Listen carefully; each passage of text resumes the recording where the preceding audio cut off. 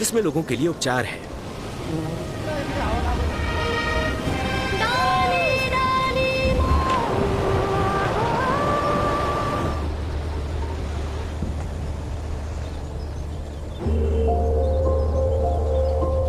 तो ये दुनिया की सबसे बड़ी मधुमक्खियां हैं और इनका रंग विशेष रूप से काला होता है।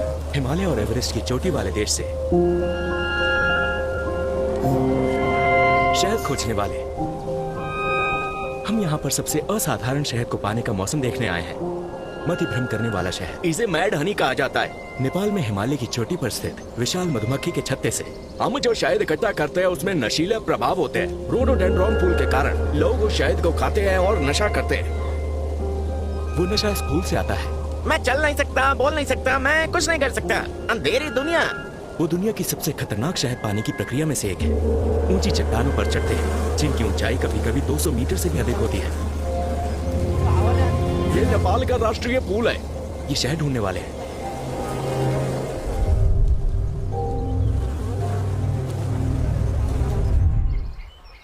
हम नेपाल की राजधानी काठमांडू पहुंचे।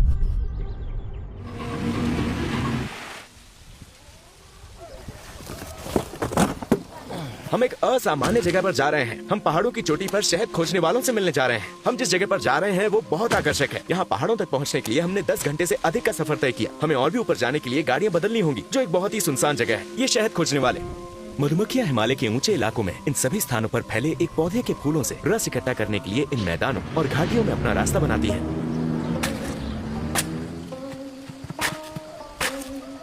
नेपाल में एक नया रोमांच। चलो चलो।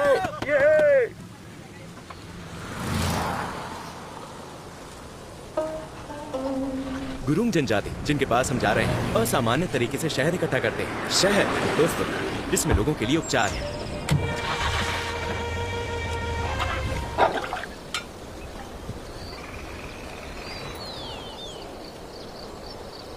हम शहद खोजने वालों के पास जा रहे हैं। हमें 1.5 घंटे तक पैदल चलना है।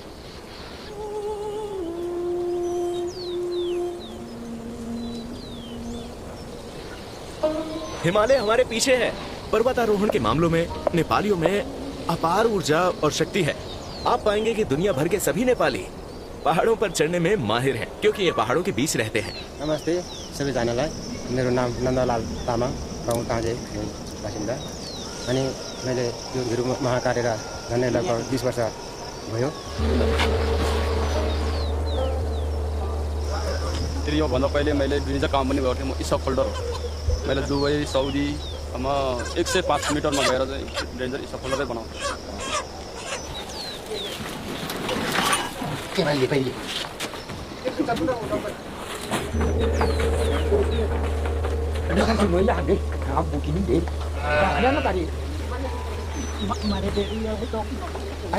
ये वही गुरुंग जनजाति है जिनके बारे में हम बात कर रहे थे। तो हम शहद की खोज के लिए निकल रहे हैं। अगले 1 घंटे में हम शहद इकट्ठा करने वाली जगह पहुंच जाएंगे। तो ये अपने शहद इकट्ठा करने के उपकरण लेने के लिए नीचे जा रहे हैं। ये शहद दुनिया में सबसे प्रसिद्ध प्रकार के शहद में से एक माना जाता है, जहाँ लोग अपनी जान जोखिम में डालकर इसे इकट्ठा करने की कोशिश करते हैं। इसे ऊंचे दामों पर बेचा जाता है। यहाँ तक पहुँचना बिल्कुल भी आसान काम नहीं था, और ये जो कर रहे हैं वो भी आसान नहीं है। ये दुनिया के सबसे मुश्किल कामों में से एक है। धरती पर सबसे बड़ी और सबसे खतरनाक मधुमक्खियाँ। जरा सोचिए, इन मधुमक्खियों की लंबाई 3 सेंटीमीटर होती है। अब हम इन मधुमक्खियों का सामना करेंगे, ऐसी मधुमक्खियाँ जिनका डंक घातक होता है। गुरुंग के गाँव में आपका स्वागत है। हम कुछ देर के लिए यहाँ रुके हैं। जैसा कि आप देख सकते हैं, इन्होंने रस्सियों को नदी में डाल दिया है ताकि इन्हें पकड़ना आसान हो जाए, क्योंकि अब ये चढ़ने वाले हैं।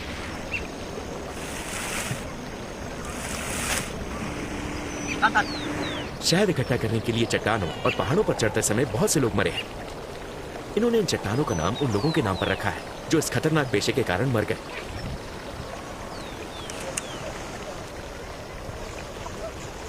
तो सभी गांव वाले यहाँ शहद के लिए इकट्ठा हुए हैं। हम चट्टान के बगल में हैं और ये दिन के मुख्य कार्यक्रम के लिए तैयारी कर रहे हैं, जो शहद की तलाश करना है। इन्होंने बांस की रस्सियों के अंदर लकड़ी के लिए लट्ठे डाल दिए। इन चट्टानों पर चढ़ने से पहले ये मुर्गों की बलि देते हैं। ये मुर्गे की बलि देने वाले हैं।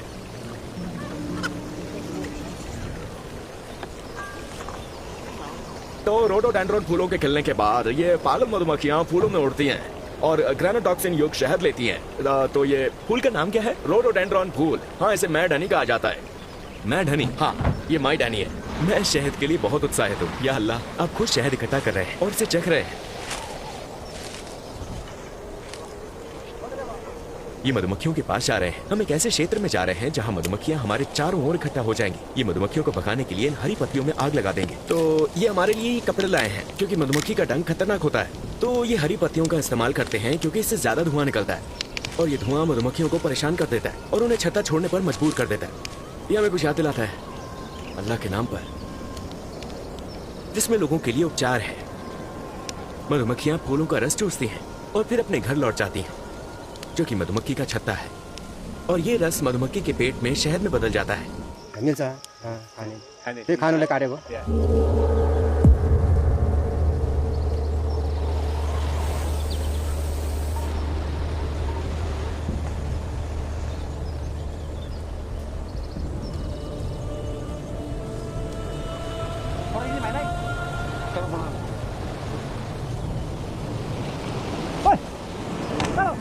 मैं अब उन्हें नीचे जाते हुए देख रहा हूँ। जब ये नीचे चले जाते हैं तो उन्हें मधुमक्खियों से डर लगता है। आप तुरंत देखेंगे कि कैसे मधुमक्खियां अचानक उन सभी पर हमला कर देती हैं। अल्लाह के नाम पर, या खुदा।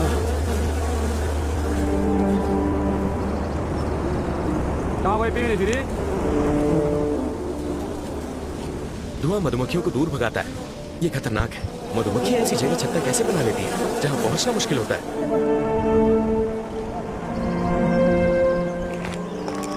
कहिले त 50 60 60 आगमन गर्छ। टोक्दा अलिक दुख्छ तर पनि अहिले धेरै धेरै टोक्दा उही साह्रै दुख्दैन।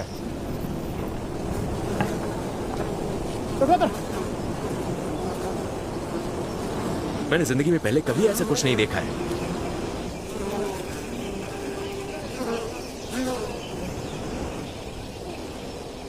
उहाँलाई धेरै औषधिको रूपमा जान्छ यसो गरेर। यही आपके रक्तचाप में मदद करता है, यही सांप के काटने से बचाता है। इनका कहना है कि शहद लगाने से वो भी ठीक हो सकता है। हाँ, जब मधुमक्खियां फूलों का रस चूसती हैं तो मधुमक्खियों के पेट के अंदर वो रस शहद में बदल जाता है और फिर मधुमक्खियां उसे छत्ते में डाल देती हैं।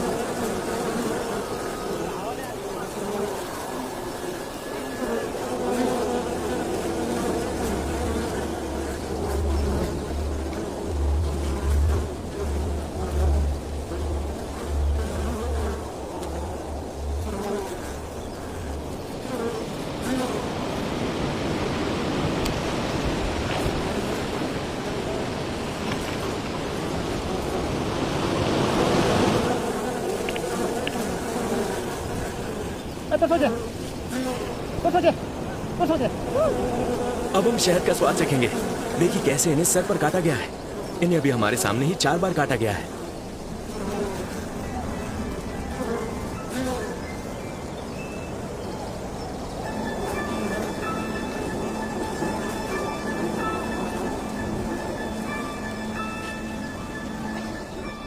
ये मैड हनी है। ये सबसे जंगली शहद है। यही सबसे अच्छा मैड हनी है।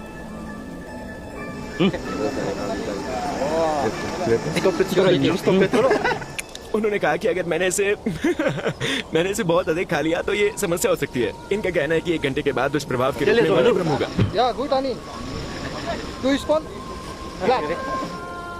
खतरे की सीमा तब होती है जब आप 2 चम्मच से ज्यादा खाते हैं। 1 घंटे के बाद आपको चक्कर आने लगेगा। इसके रस में ग्रेनोटॉक्सिन नामक पदार्थ होता है, जिसके कारण शहद को खाने से चक्कर आने लगते हैं। मैड हनी भाई, आपका बहुत बहुत शुक्रिया। इन लोगों के लिए तालियां। मुश्किल काम है यार, शुक्रिया। अल्लाह की जय हो। ये एक उपचार है। अल्लाह ने हमें शहद में एक प्राकृतिक औषधि दी है। हम इसे आजमाने के लिए हिमालय आए। इस आदमी की एक शहद कंपनी है और ये इसे इन पहाड़ों से लेता है। हम उनसे इसे बहुत सारा खरीदेंगे क्योंकि ये शानदार है। मुझे कुछ अजीब लग रहा है।